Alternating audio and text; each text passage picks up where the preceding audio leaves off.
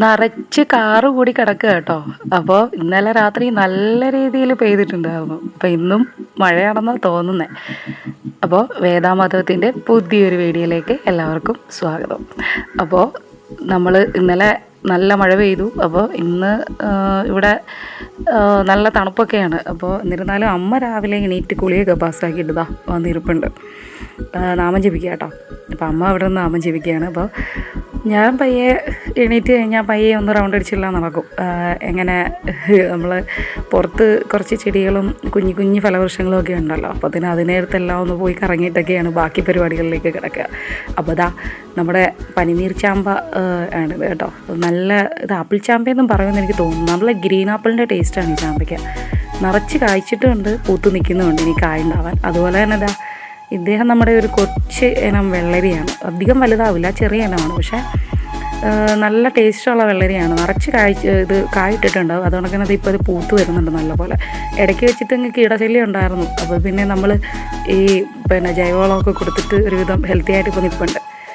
പിന്നെ രാവിലെ പാത്രങ്ങളൊക്കെ കഴുകി അവിടെ വെച്ചിട്ടുണ്ടായിരുന്നു. അപ്പോൾ വെള്ളം ഒന്ന് വാർന്നു കഴിയുമ്പോൾ എല്ലാം എടുത്തങ്ങ് വെക്കും. അത് കഴിഞ്ഞ് പിന്നെ അവിടെല്ലാം തുടച്ചിട്ട് കഴിഞ്ഞാൽ പിന്നെ വലിയ പാടില്ലല്ലോ. എല്ലാം പിന്നെ ബാക്കിയുള്ള പണികളിലേക്ക് പയ്യെ കിടക്കാം. അപ്പോൾ പാത്രങ്ങളൊക്കെ ഒന്ന് എടുത്ത് വെച്ചിട്ട് അവിടെയൊക്കെ ഒന്ന് തുടച്ചിട്ട് പിന്നെ മഴയായി കഴിഞ്ഞാൽ പിന്നെ ഒരു എന്താ പറയുക, ആദ്യം എന്തൊരു അങ്കലാപ്പാണ്. കാര്യം എണീക്കാൻ തന്നെ ഒരു മടിയാണ് രാവിലെ മഴയായി കഴിഞ്ഞാൽ.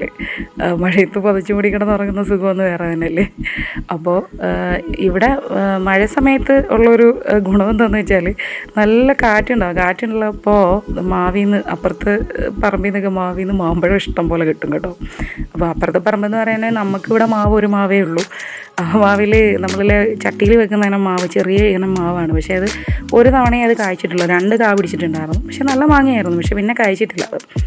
അപ്പോൾ ഇത് അപ്പുറത്തെ പറമ്പിൽ നിന്ന് വീണ് കിട്ടിയതാട്ടോ. അപ്പോൾ നല്ല മാങ്ങയാണ്, അടിപൊളി മാങ്ങയാണ്. പുഴുക്കേടും ഒന്നുമില്ല. ഇതിന് പിന്നെ ഒരു പ്രത്യേകത എന്താ വെച്ചാൽ മരത്തിൽ നിന്ന് തന്നെ പഴുത്തയായതുകൊണ്ട് നല്ല മധുരമായിരിക്കും. അപ്പോൾ ഇതിപ്പോൾ പുളിശ്ശേരി വെക്കാൻ വേണ്ടിയിട്ട് എടുക്കുകയാണ് കേട്ടോ.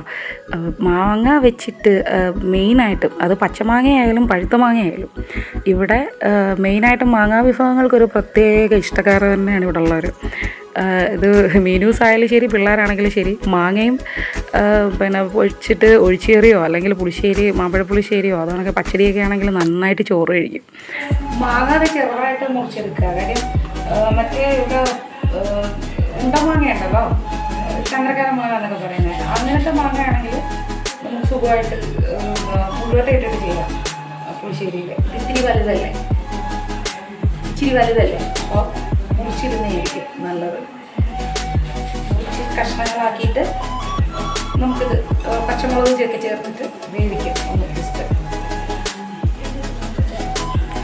അപ്പോൾ അത് ആ മാങ്ങ ഒന്ന് അരിഞ്ഞെടുത്തിട്ടുണ്ട്. പിന്നെ ഇനിയിപ്പോൾ ഇതിലോട്ടൊരു 2-3 പച്ചമുളക് ഇടാം. അപ്പോൾ ഇവിടെ പിള്ളേർക്ക് കഴിക്കേണ്ടത് കാരണം 3 ഇപ്പോൾ ഇടുന്നുള്ളൂ. ഇത് അധികം എരിയുള്ള പച്ചമുളകല്ല. അപ്പോഴത്തേനും അത് ഇടുന്നുണ്ട്. എന്നിട്ട് നമുക്ക് മാങ്ങ ഒന്ന് വേവിക്കാം. മാങ്ങയും പച്ചമുളകും പിന്നെ അതുപോലെ തന്നെ ഞാൻ വെക്കുന്നൊരു രീതിയാണ് ഈ കാണിക്കുന്നത്. ഇത് അതിൻ്റെ തനതായ രീതി എന്നൊന്നും അവകാശപ്പെടുന്നില്ല. അത് എൻ്റെ രീതിയാണ് കേട്ടോ.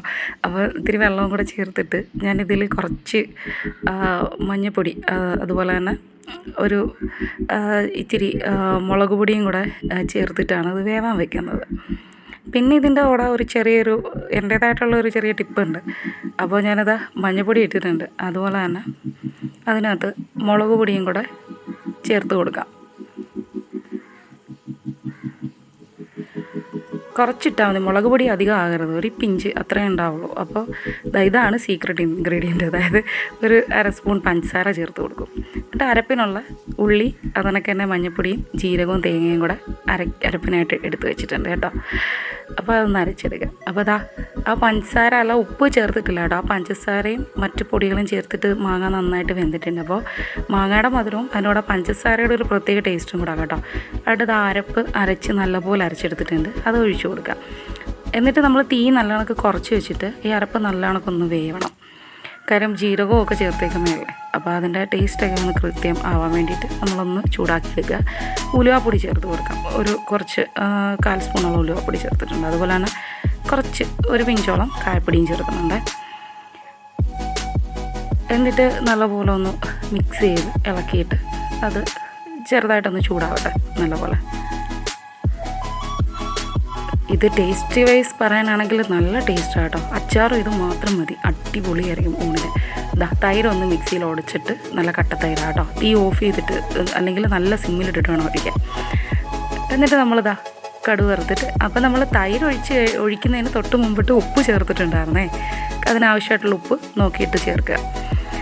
എന്നിട്ട് ദാണ്ടെ നമ്മൾ കടുക് വറുത്ത് എടുക്കാൻ പോകാം കേട്ടോ.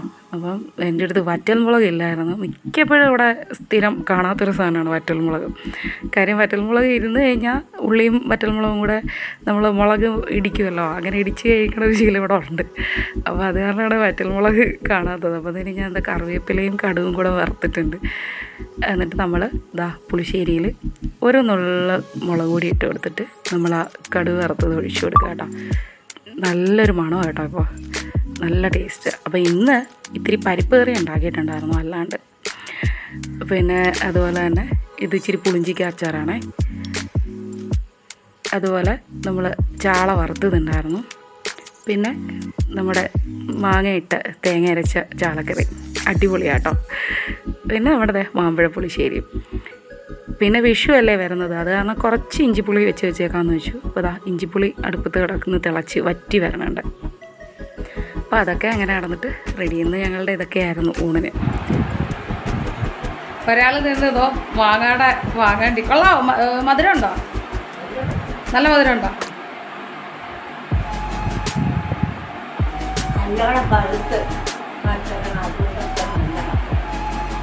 ഇന്നത്തെ വിശേഷങ്ങൾ അപ്പോൾ ഇവിടെ അവസാനിക്കുന്നു. ടാറ്റാ.